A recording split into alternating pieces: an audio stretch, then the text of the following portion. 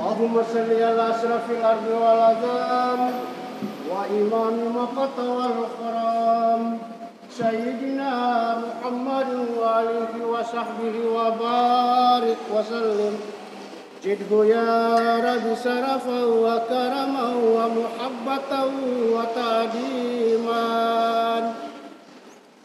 Assalamualaikum warahmatullahi ta'ala wabarakatuh.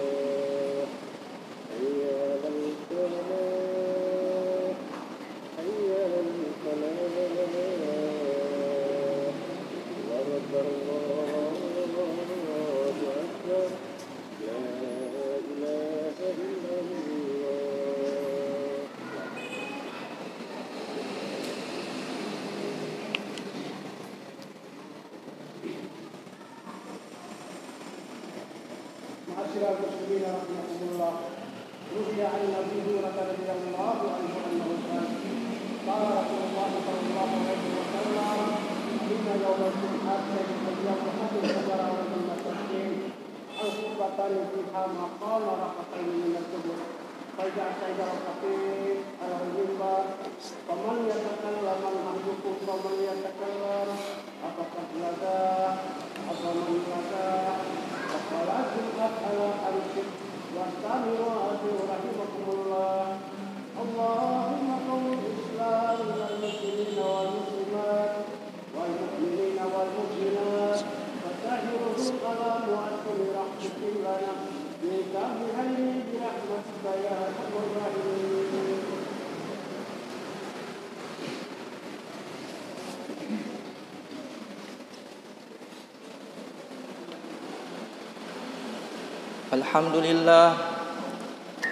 Alhamdulillahilladzi arsala rasulahu bil huda wa dinil haq liyudhhirahu 'alad dini kulli wa kafa billahi shahida.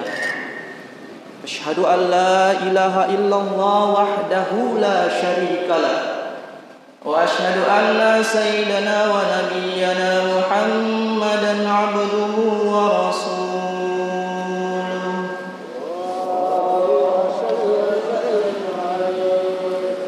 Allahumma salli ala Sayyidina Muhammad wa ala ali Sayyidina Muhammad. Amma ba'd. Faya ibadallah, usikum wa nafsi bitaqwallah. Ittaqullaha haqqa tuqatih wa la tamutunna illa wa antum muslimun. Jamaah ibadah salat Jumat rahimakumullah. Pertama-tama marilah kita bersyukur kepada Allah Subhanahu wa taala atas segala nikmatnya. Kita bersyukur kepada Allah karena masih diberikan kesehatan serta kesempatan untuk mengisi lembaran kehidupan kita dengan hal-hal yang bermanfaat lainnya. Salawat beruntaikan salam marilah kita haturkan kepada junjungan Nabi besar kita. Dialah Al-Mustafa Rasulullah sallallahu alaihi wasallam kepada segenap keluarganya, para sahabatnya, pengikutnya hingga hari kiamat.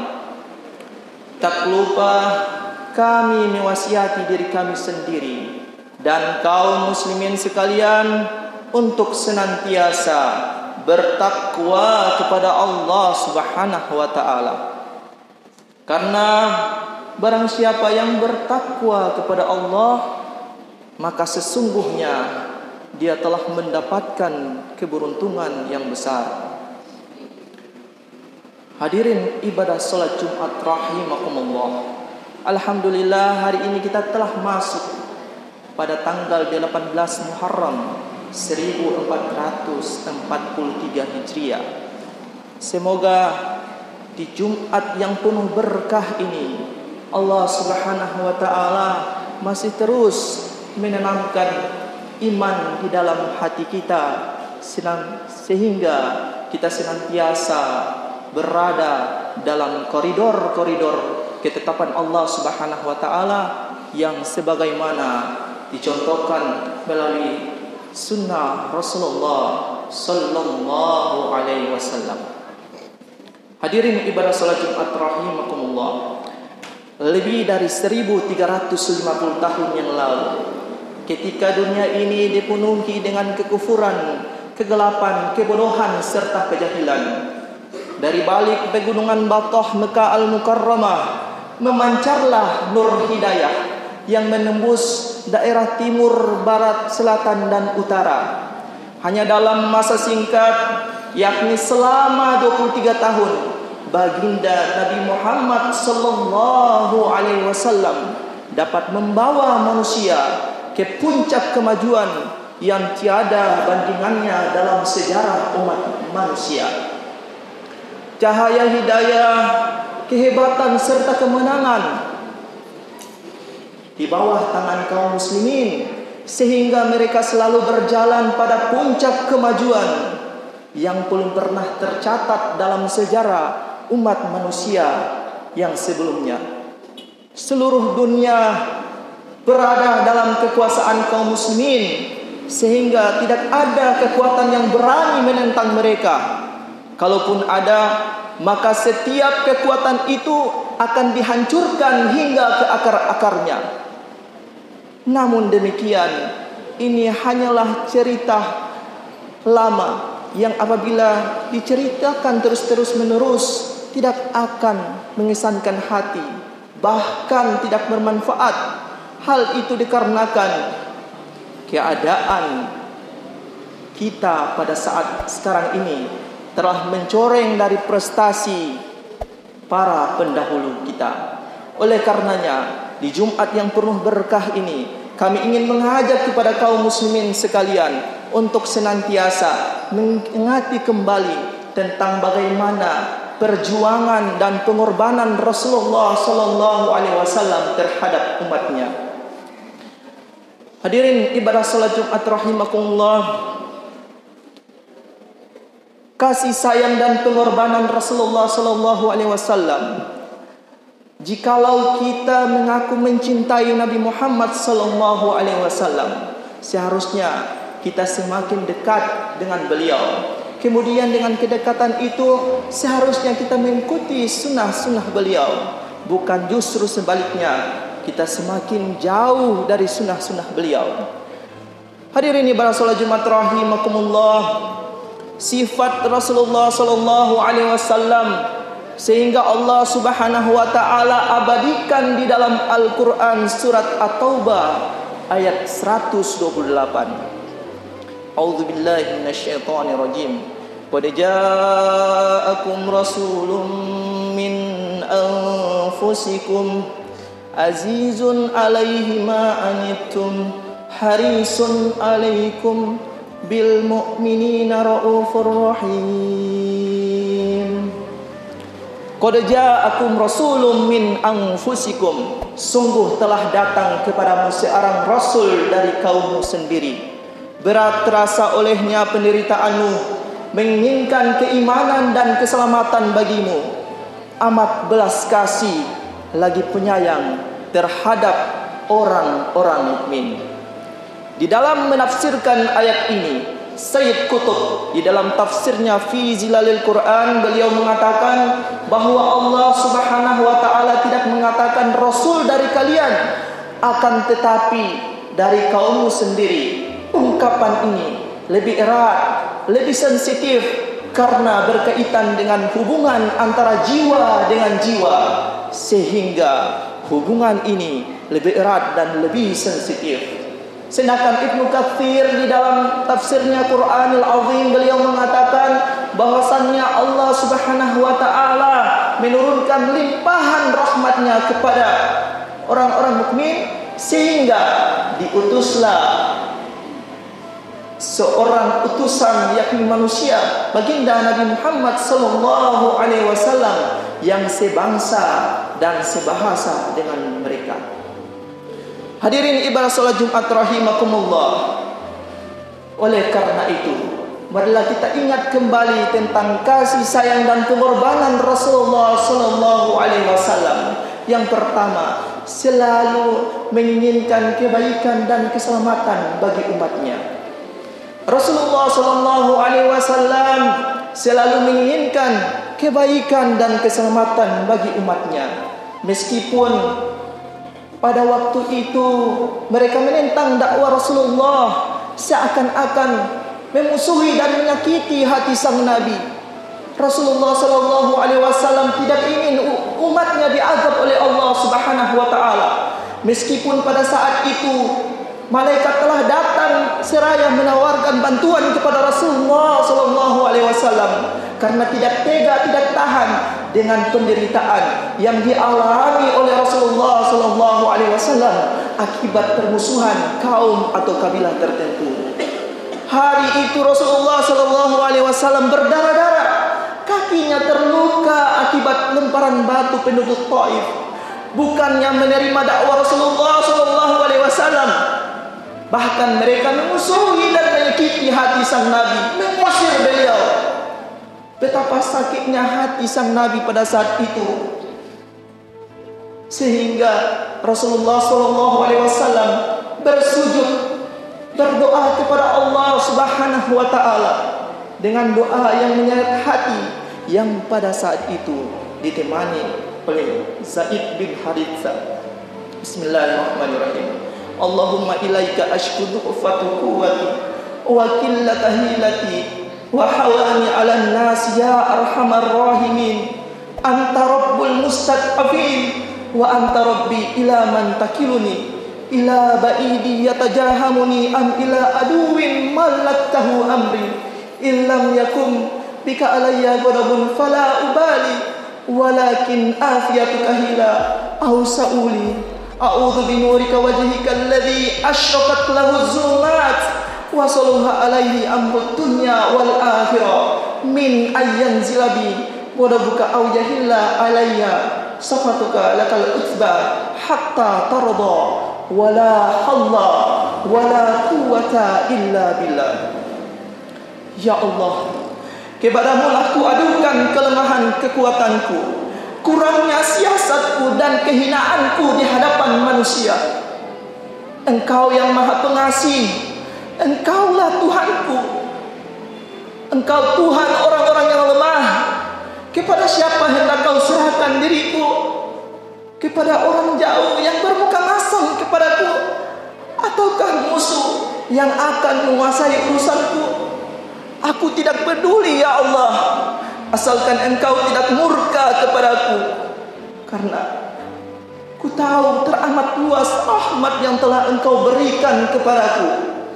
Aku berlindung dengan Zat-Mu ya Allah, yang menyinari seluruh kegelapan, yang dengannya keadaan dunia maupun akhirat menjadi baik. Asalkan Engkau tidak murka dan Engkau tidak marah kepadaku ya Allah. Engkau yang maha pengasih, Engkau yang berhak menegurku hingga Engkau ridha. Tidak ada daya dan upaya melainkan denganmu. Betapa sedih doa Rasulullah SAW. Maka serentak itu malaikat datang dan menemui Rasulullah SAW. Wahai Rasul, berikanlah aku perintahmu jika engkau mau, akan kuhimpitkan kedua bukit ini. Niscaya akan aku lakukan. Maka apa jawab Rasulullah? Lah, jangan. Bahkan aku berharap Allah Subhanahu wa ta'ala akan mengeluarkan dari tulang sulbi mereka keturunan yang hanya menyembah Allah Subhanahu wa ta'ala dan tidak menyekutukannya dengan sesuatu apapun. Berkat doa Nabi sallallahu alaihi wasallam ini, beberapa tahun kemudian penduduk Taif menjadi ahli tauhid. Bahkan ketika kasus pemurtadan setelah peninggalnya Rasulullah sallallahu alaihi wasallam, Taif merupakan salah satu daerah yang steril dari kemurtadan. Hadirin ibadah salat Jumat rahimakumullah, betapa besar kasih sayang Rasulullah sallallahu alaihi wasallam sehingga tidak ingin umatnya diazab oleh Allah Subhanahu wa taala. Hadirin ibadah salat Jumat rahimakumullah. Kemudian yang kedua, kasih sayang dan pengorbanan Rasulullah sallallahu alaihi wasallam. Yang kedua yaitu memberikan syafaat bagi umatnya. Sesungguhnya para nabi-nabi terdahulu mereka mempunyai doa yang mustajab, akan tetapi doa-doa tersebut mereka telah segerakan untuk mengazab kaumnya. Akan tetapi baginda Nabi Muhammad sallallahu alaihi wasallam menyimpan doa tersebut sebagai syafaat bagi umatnya di yaumil qiyamah. Rasulullah sallallahu alaihi wasallam telah bersabda, "Likullin nabiyyin da'watun mustajabah." Para nabi-nabi terdahulu mereka mempunyai doa yang mustajab, akan tetapi doa tersebut telah mereka segerakan. Akan tetapi aku, kata baginda Nabi Muhammad sallallahu alaihi wasallam, menyimpan doaku di yaumil qiyamah nanti sebagai syafaat bagi hamba-hamba Allah Subhanahu wa taala yang mereka mati sedangkan di dalam hatinya meyakini akan Allah Subhanahu wa taala dan tidak menyekutukannya dengan sesuatu apapun. Hadirin ibadah salat Jumat rahimakumullah. Kemudian dikisahkan dalam satu hadis yang sangat panjang, maka suatu ketika di padang mahsyar nanti semua manusia akan pergi berbondong-bondong meminta syafaat kepada Nabi Adam, Ibrahim, Nuh, Musa dan Isa. Akan tetapi mereka malu meminta syafaat kepada Allah Subhanahu wa taala. Maka mereka pun berbondong-bondong mendatangi Rasulullah sallallahu alaihi wasallam. Kemudian Rasulullah sallallahu alaihi wasallam pun meminta syafaat kepada Allah Subhanahu wa taala. Subhanallah, betapa besar kasih sayang Rasulullah sallallahu alaihi wasallam sehingga tidak menggunakan doa pamungkas tersebut kecuali nanti di yaumil qiyamah sebagai syafaat bagi umat Nabi Muhammad sallallahu alaihi wasallam. Hadirin ibadah salat Jumat rahimakumullah. Kemudian yang terakhir yaitu kasih sayang dan pengorbanan Rasulullah sallallahu alaihi wasallam yang tidak kalah besarnya, yakni ketika sakaratul maut. Ketika itu Allah Subhanahu wa taala memerintahkan malaikat maut dan malaikat Jibril untuk pergi menghadap Rasulullah sallallahu alaihi wasallam seraya untuk mencabut nyawa Rasulullah. Maka dijalankanlah perintah Allah Subhanahu wa taala dan pergilah mereka ke rumah Rasulullah sallallahu alaihi wasallam. Dan pada saat itu Fatimah dan Ali sedang menunggui Rasulullah. Maka sampainya di depan pintu, mereka pun menyahut dari luar, "Bolehkah aku masuk?" Maka Fatimah pun menjawab, "Maaf, ayahku sedang demam." Rasulullah sallallahu alaihi wasallam mengetahui bahwa itu adalah malaikat maut. Maka dia pun menyuruh Fatimah untuk mempersilahkan masuk menemui beliau. Apa yang terjadi? Ketahuilah wahai Fatimah,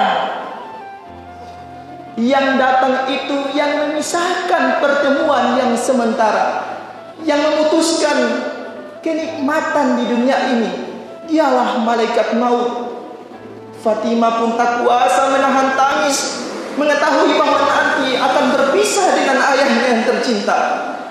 Setelah itu, malaikat maut dan malaikat Jibril pergi menghadap Rasulullah SAW. Sebelum Rasulullah menanyakan kepada malaikat Jibril, "Wahai Jibril, apakah nanti hakku di hadapan Allah Subhanahu wa taala?"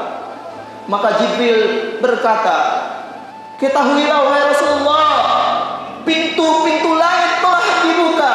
Malaikat telah bersaf-saf menunggu ruhmu yang mulia. Pintu-pintu surga telah dibuka."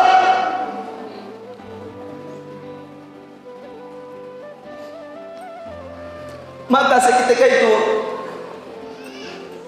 Rasulullah pun terdiam. Rasulullah pun bertanya kepada malaikat Jibril alaihissalam. Malaikat Jibril bertanya kepada Rasulullah, "Wahai Rasul, engkau tidak senang mendengar kabar ini, wahai kekasih Allah?" Maka jawab Rasulullah SAW, Rasulullah tidak mau hanya untuk dirinya sendiri. Rasulullah bertanya, "Wahai Jibril, bagaimana nanti nasib umatku kelak?" Maka Jibril alaihissalam pun menjawab, "Ketahuilah wahai kekasih Allah, aku pernah mendengar bahasanya Allah Subhanahu wa taala telah berfirman kepadaku, kuharamkan surga bagi siapa saja kecuali umat baginda Nabi Muhammad sallallahu alaihi wasallam masuk terlebih dahulu di dalamnya." Maka sesuai dengan perintah Allah Subhanahu wa taala, ruh yang paling mulia yakni baginda Nabi Muhammad sallallahu alaihi wasallam atas perintah Allah dicabut oleh malaikat maut. Malaikat Jibril pun tidak kuasa menahan kesedihan. Pada saat itu Fatimah dan Ali pun tak kuasa menahan kesedihan, mengetahui bahwa nanti akan berpisah dengan ayahnya yang tercinta. Dan manusia yang paling mulia, yang termulia di dunia ini telah meninggalkan kita. Hadirin ibadah salat Jumat rahimakumullah. Itulah kasih sayang dan pengorbanan Rasulullah SAW untuk umatnya. Sekarang kita balik tanya kepada diri kita sendiri, sudah berapa besarkah pengorbanan kita kepada Rasulullah? Sudah berapa besarkah kecintaan kita kepada beliau?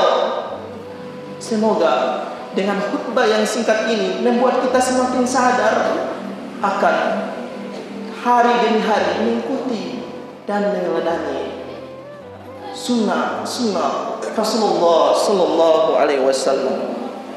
Barakallahu li wa lakum fil Qur'anil azim wa nafa'ani wa iyyakum bima fihi minal ayati wa dzikril hakim wa taqabbala minni wa minkum tilawatahu innahu huwal ghafurur rahim.